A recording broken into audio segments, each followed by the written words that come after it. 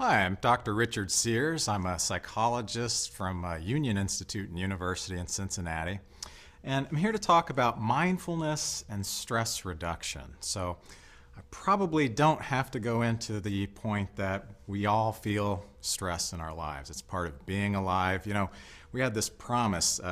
Teacher and friend of mine, Stephen Hayes, was talking just the other day about anybody feel like your lives are a whole lot easier? I mean, we've got email now. You don't have to write a letter and stuff it in an envelope and put on a stamp and walk to the post office so much. You can send that instantly now, right? We've got access to the internet, so you don't have to go to the library and look it up whenever you have some important question. It's instant. And yet somehow we don't have our lives always a lot easier. We still have lots more things to do and stuff going on all the time. So we just have this stress response that keeps coming up. Now, the thing about the stress response is it's actually a good thing. It was designed to really help us and protect us and keep us alive. It had survival value. So if I'm on the savannah in Africa and all of a sudden a lion is coming, you know, I don't want to sit around and think, what should I do? I wonder what a good course of action would be. About that time I'm chewed up and not in the gene pool anymore. So I get this instant response, right? My blood starts pumping. Adrenaline and cortisol start running through there. My body pretty much says, oh, we don't need to digest food right now. That's not going to be important. We need to survive. In fact, maybe if we evacuate a few things, we'll have a lighter load and we'll be able to run a little bit easier. Don't need to reproduce right now. Let's just survive. So the blood starts pumping, your heart starts pumping, your lungs work more efficiently, you get going. And most lions don't last that long in their running. So maybe a minute or two, they run out of steam and then they lay down in the grass, and then I go back to my friends and lay down in the grass and just relax. And then the parasympathetic nervous system kicks in and says, oh, everything's okay now. Go back to digesting and doing whatever you need to do, and you're all back calm where you used to be.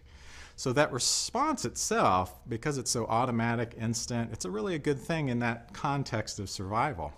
Now the problem is, in modern time, we can't tell the difference between a real lion and a lion of the mind. So I may be here and all of a sudden a lion's at the door. You know, we're all going to have this stress response to either run away or run faster than the next person or climb up on top of something, whatever.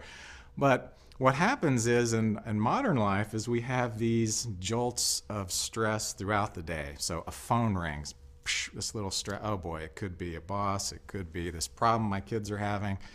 I'm thinking about future things that haven't even happened yet. Boy, what if I can't pay the mortgage? What if this rain doesn't stop and we're all flooded? You know, that planning process is a good thing and helps us survive, but every time we do that, we can get this little squirt of cortisol, adrenaline, all these types of things that are telling us we need to respond to something, even if it's just mental. And we very rarely get that sense of, everything's okay now. My body can go back to the way it used to be. Stress response is done. Let's go back to where we need to be. So mindfulness is about engaging with our experiences and being more present with it as it is, not spinning off and making more than it is. And let me say too, our goal is not to get rid of stress. If there were no stress in our lives, we wouldn't perform, we wouldn't do anything, we wouldn't be motivated to get up out of bed in the morning. So a little bit of stress actually motivates you. And if you ever think about things that are really important to you that you've accomplished, you felt a little bit of excitement, a little bit of push, a little bit of drive to get something done. So that's a good thing. So as our stress goes up, our performance actually goes up. And then there's a point where it sort of levels off, and then more stress actually decreases your performance. So there comes a point where it's just too much stress. Now I'm overwhelmed. And because the stress response is meant to be a very short-term burst, if it's happening constantly every day, there's long-term consequences on your body. So short-term, good to shut down your digestion, not worry about that. Long-term, now I have digestive problems, irritable bowel syndrome, all these different kinds of things. In fact, it looks like something around 90% of all physical conditions that drive people in to see a doctor are actually have at least some component related to stress involved in that condition. I think that's important to note too. Stress actually doesn't cause disease. It doesn't bring in a disease out of nowhere, but it exacerbates, it makes worse a condition you might already have, and it also makes you more vulnerable to certain diseases when they do come along, or problems. So our goal is to find a balance, not to completely get rid of it. And in fact, what we're going to find is the more I try to push away and get rid of these negative feelings associated with stress, the more they stay there, the more they come back, the more powerful they become. So it's sort of this paradoxical approach. So what is mindfulness, and what does it have to do with stress? Jon Kabat-Zinn is one of the pioneers of this mindfulness-based stress reduction program. He got a lot of attention in the scientific community because he was able to randomly assign people to try this, and they got some really great results. He defines mindfulness as the awareness that emerges through paying attention on purpose in the present moment, non-judgmentally, to the unfolding events in moment-to-moment awareness. So that's a lot of stuff. So first of all, it's paying attention. That part of it is sort of a waking up to our experiences. And that might sound kind of funny, but in fact, a lot of us are in sort of an automatic pilot mode. It's sort of a time saver, right? There's so many things to be aware of and to notice all around us. We sort of don't notice things after a while. We get into an automatic mode of here's what I have to pay attention to, and we forget things. In fact, how many of us have had the experience of driving our cars and we end up at home or somewhere else and we stop for a moment and think, I don't even remember how I got here, but somehow you did it automatically, it sort of kicked in and it happened. Well, sometimes we get caught up in sort of an automatic pilot mode of living. We're just not paying attention to what's going on. We're always thinking about the next thing, or we react in a certain way that might have been helpful in a certain circumstance, but no longer is a good way to react. I was working with a man once who had this really mean look on his face, and I knew from experience and from watching him around working with other patients in this hospital, he was actually a really nice guy. He was very accommodating. He would think about other people. He would do things to help people, and yet he had this mean look on his face. And so what I realized is that had survival value. It helped him. In other words, he had been on the street for a while, and in that circumstance, he had this "don't mess with me" look on his face that helped him get through, so people would leave him alone. Unfortunately, that wasn't helpful now that he was trying to find a job. So you don't want to "I'm going to kill you" look on your face if you're trying to get a job. So bringing this to his attention, in fact, the first time I mentioned it, he said, "I don't know what you're talking about. I have no idea." I thought, well, okay, I'll just put it out there. And the next week he came back and said, "Man, you're right, I look mean." He just had no awareness of this. He was sort of in this automatic, this is what I do. And so mindfulness is about paying attention, going into what's happening, and then you can make a more conscious choice about how you want to do that. And I emphasize the word consciousness, so it's on purpose. It's not a subconscious thing that sort of happens. It's in the present moment. This is difficult for people because we're always thinking about the next thing, the past thing. In fact, right now, my guess is at least some of you listening are thinking about what you got to do when this is over, or what was just happening before this thing got started. Our minds are just always jumping around all over the place. And again, that has some good value. We need to be able to plan for the future. We need to reflect on our experiences and not repeat our mistakes. But what can happen is we get into this pattern where we're always living somewhere else, and we're not in the moments as they're happening. Alan Watts is one of my favorite philosophers. He talks about this trick that's sort of played on us as kids. So you're a little kid and you see other people going to school and you think, oh, this is great. I get to go to school someday, and won't that be wonderful? And finally get into kindergarten, and come on, you got to finish this up so you can get into first grade. And after that, junior high and high school and college, and then maybe graduate school, and then this great job. And once you get the job, oh, you can get this promotion. Maybe you can be a manager. Maybe you can own your own company. Maybe when you get this amount of money, you can get this house, and then you can retire. And so we're always out there for the next thing, and then suddenly you wake up, most of us about middle age, and say, whew, I'm here. I've arrived. Is this where I wanted to be? We sort of got in this, it's always out there, and we kind of miss where we are at each moment along the way. So, it's a cliche, but this idea that life is a dance. And so, yeah, you want to be going in a direction. If there are things that are important in your life, but don't let that be what you live for, because then even if you get that thing, you can't enjoy it because you don't know how to live in the moment that you're in. So, present moment. The next part of it is non-judgmentally. Now, this one is really difficult for people because our brains always want to make comparisons. We're always thinking, is this good enough? I should be this. My neighbor is that. There's this constant comparing going on. And again, that can be useful at times to think about ways to improve things, but it really tends to rob us of what we're experiencing right now. So can you imagine someone going through this wonderful experience? Maybe they've never been to Disneyland and they get there and this is so exciting, and yeah, but the pavement just isn't the right color, and it's this kind of funny thing of you can focus on some little thing that you don't like or is different, and then let that can deprive you of being in the experience as it's happening. So again, it's not good or bad. In fact, you can get into sort of a judging your judgments. So when we start practicing this mindfulness, we have people just kind of sit and try to get in touch with their experiences. And actually, it can be a very active process too, but just to get in touch with your experience. And then suddenly they find themselves asking, oh, am I doing this right? I'm not sure if I'm doing this good enough. Oh, wait, I'm judging myself. Damn it, I wish I wouldn't judge myself. I really shouldn't judge.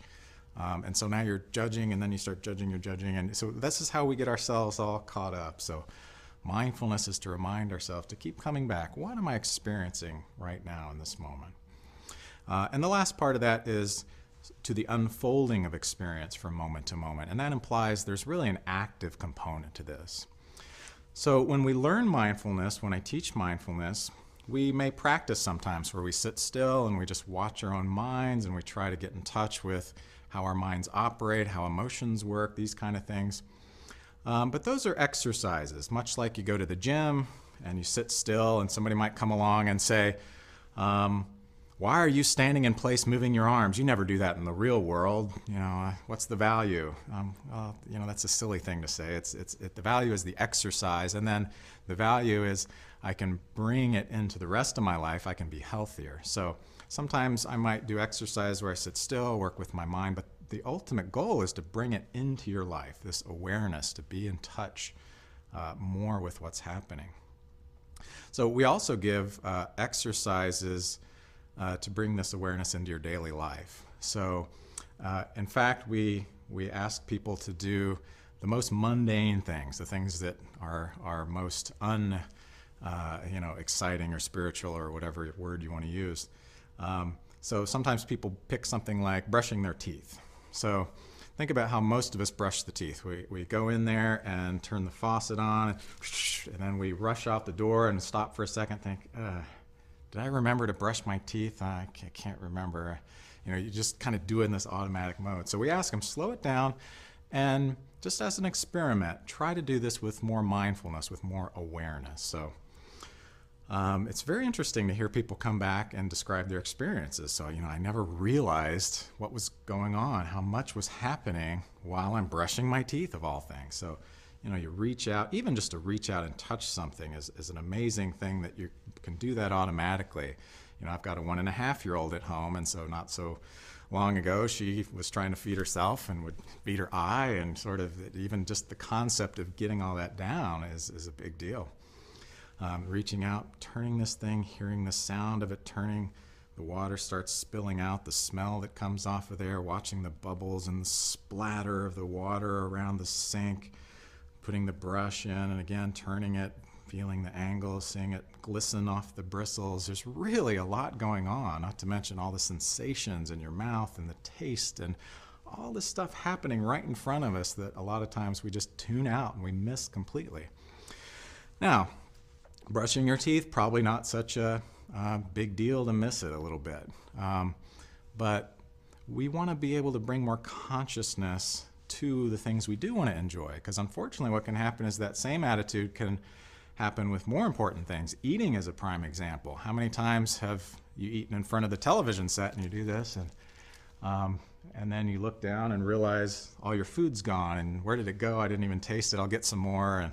And so even just being able to slow down and taste your food and enjoy it without the sense that you have to have more than you really need. How about playing with your children, where you just want to be present with them and enjoy that real connection and not be thinking about work the whole time? All of us have probably had the experience of being on the phone with somebody where you just get this sense, hello, are you there? Oh yeah, I'm listening. But you know, they must be checking their email or they're doing something else. You can just tell, you can just feel that they're really not present. They're not really connected with you. So this mindfulness is about bringing more of that into your life. Now, interestingly, this has a lot of clinical applications now. And this is why the scientific community is so interested in this, to look even at the extremes where our thoughts and our feelings get out of control. So I start to get stressed, and then I get stressed about being stressed. And now I'm stressed about being stressed about being stressed. I have some anxiety, some worry.